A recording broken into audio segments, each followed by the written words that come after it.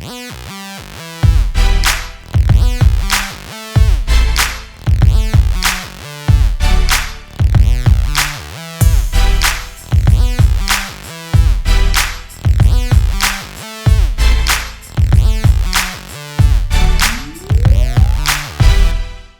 everybody's over there eating, and I can't stop looking at this motorcycle.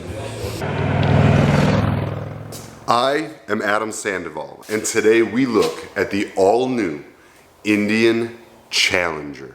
This bike is a liquid-cooled American V-twin bagger with the main focus on performance. It's what's really hot right now in the touring market. It's called a performance bagger. It is a fixed fairing tourer that most directly competes with the Harley-Davidson Road Glide, but it also competes with the other fixed fairing bikes in the motorcycle market, like the Yamaha Star Eluder, the Kawasaki Vaquero, and of course the Honda Goldwing. If you are not watching this video on YouTube, you won't be able to use some of the clickable links above that I'm pointing to throughout this. And also, if you are watching on YouTube, please click like and subscribe to my channel below for more up-to-date videos on what's happening in the motorsports world. As a long-distance rider, this bike has been very interesting to me the second I heard the leaks come across the internet.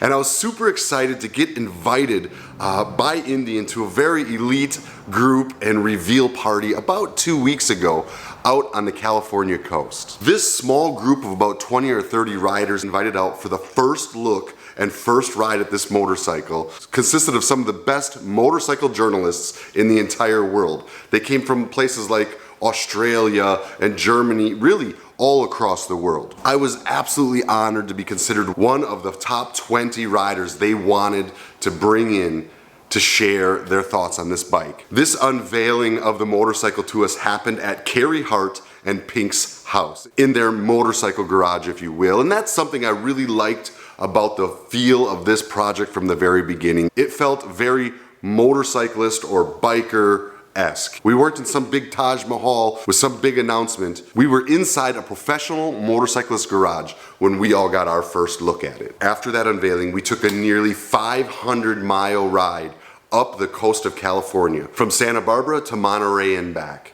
I will be sharing with you all the behind the scenes of what it looks like on a press day. It involved a lot of covering the bike up every time we stopped and a lot of fun ripping up and down that California coast. But today we are going to talk about specs, the overall look and feel of the motorcycle, and of course the MSRP. Let's start with the engine. First of all, it is a liquid-cooled American V-twin, and I have to say the way this radiator sits in front of this bike really does not look out of place at all.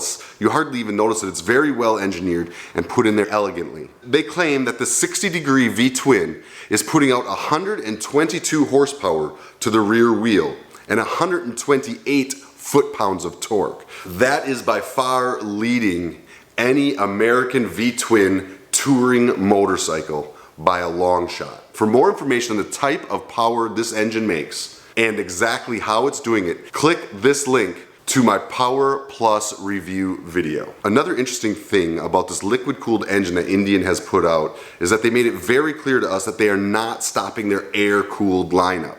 This engine is going to be a big brother to their already liquid-cooled lineup, like the Scout and the FTR 1200. Okay, let's talk styling. The styling of this motorcycle is pretty intense and pretty unique to Indian itself. When you're going after a fixed fairing touring motorcycle market, every brand seems to have its own variation of what that should look like. And I feel like Indian came in with their own unique variation as well. The styling is aggressive, yet modern. I think it's accurately named the Challenger as it kind of has that Challenger look, the sharp, aggressive angles, the deep body lines. But also, I was told they named it Challenger because they plan on challenging the marketplace with this motorcycle. They intend to prove that it is by far a superior motorcycle than any other one in its space. The styling is carried through the headlights. It's got LED glowing outside headlights with no hot spots in them, a redesigned LED headdress on that front fender that has kind of a mohawk LED light. It also is coming with a full 6-gallon tank, and you know, to us that travel long distances, that is a big factor for us. How many gallons can we get in that tank? How long before we have to stop? Another thing I really liked was the black molding in the bottom of the saddlebags. I'm not really sure if it's for running corners so hard you're scraping your saddlebags, but definitely the look goes along with that performance bagger that they're designing this thing for. It really gives it an aggressive, street racy type look, in my personal opinion. Moving to the inside of the dash, this is where I see some real big changes that I think were much needed. One, the dash is close enough to you that you can reach it. You're not having to reach way out to hit that GPS. Another thing they did, besides moving it closer to you, is they stacked the gauges on top of the GPS. That way, when you want to reach and touch your GPS or change your location, you can do so without having to reach over your gauges. You'll see some of the models coming with a 100 watt, 6.5 inch speaker in that fairing. That's a big upgrade as well. And I noticed it did make a big difference on the road when I was riding at highway plus speeds. Suspension is definitely a place they listen to the audience. They did much like other brands have done. They watched what the custom marketplace was doing and then offer it as an option as an OEM product. So you don't have to spend thousands and thousands of dollars to get what we're all wanting right now. Inverted front suspension has been a big thing, and now Indian is offering that factory with a 43 millimeter front inverted shock and a hydraulic adjustable rear monoshock.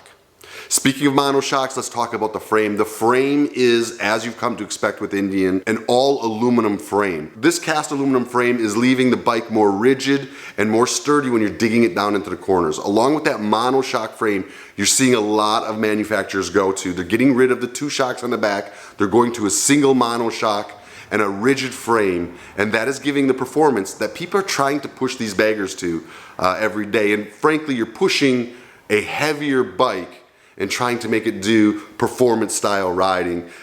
It takes some engineering to get the motorcycle to perform in that fashion. Another couple technology things that they have out on this new Challenger is the traction control or smart lean technology.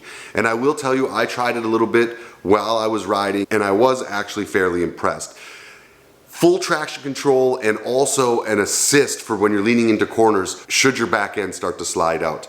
This is technology you're seeing in more and more motorcycles, and this is something you can get in this new Indian, and I think it's good technology. At first, I was a little off about it, but I do think it's good technology. Braking is a big deal, and Indian went with Brembo on their Challenger. Now I think this is a bold move. Brembo makes some of the best brakes on the entire planet. So I was proud to see that Indian left the Brembo logo right on the side of the brakes. And they didn't cheap out either. They went with a 320 millimeter semi-floating monoblock Brembo brake. Braking and tires might be two of the most important things on a motorcycle. For tires, they went with Metzler. They actually brought in Metzler to design them their very own tread pattern for the Indian Challenger that I found to be pretty soft and good for traction. A couple other nice touches I found on the motorcycle is that they have weather overlay now on their GPS. So you can actually see on your GPS and on your roads where the weather is coming in.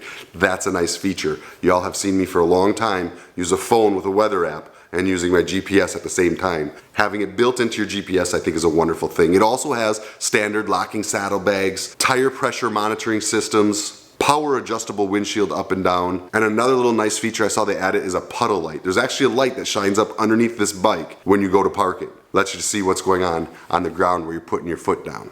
Kind of a nice feature to have when you're on some crazy backwoods road that you've never been on before. So there's really three models of this Challenger, if you will.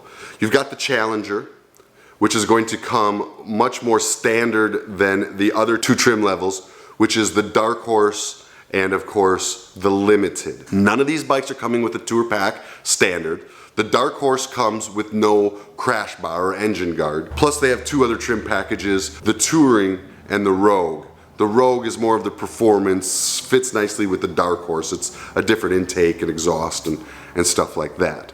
But let's talk MSRP. MSRP on the Challenger itself comes in at $21,999. This is an entry-level performance touring bagger. You're still getting the Brembo, you're still getting all the suspension, you're still getting the frame, you still get the GPS and a stereo. It's just not the upgraded stereo. It doesn't come with a smart lean and a couple other little features which we'll outline again in a future video, but the starting base level Challenger you can get for just under $22,000. That is very competitive when it comes to the fixed fairing touring American V-twin market space. The Dark Horse and the Limited take a bit of a jump from there. They come in at $28,749. This is a little bit of a jump from the base, but again, you get all the standard features, plus you get your upgrades as well. Y'all, I just wanted to get the motorcycle in front of you, let you get a full look at all sides and angles of it, let you know the details and the pricing and the specs that you can expect on this motorcycle. I hope you like what you see. Again, if you have not yet, please click that subscribe button down below, because over the next couple days, more and more is coming at you, including a complete comparison and a full behind the scenes test ride for 500 miles up and down the coast of California.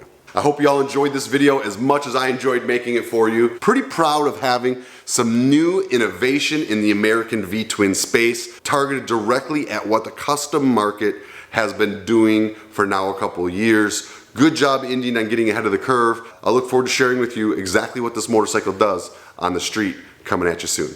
Until the next video, I'm Adam Sandoval. Welcome to my channel, and thank you so much for tuning in and your support. We'll talk to y'all later.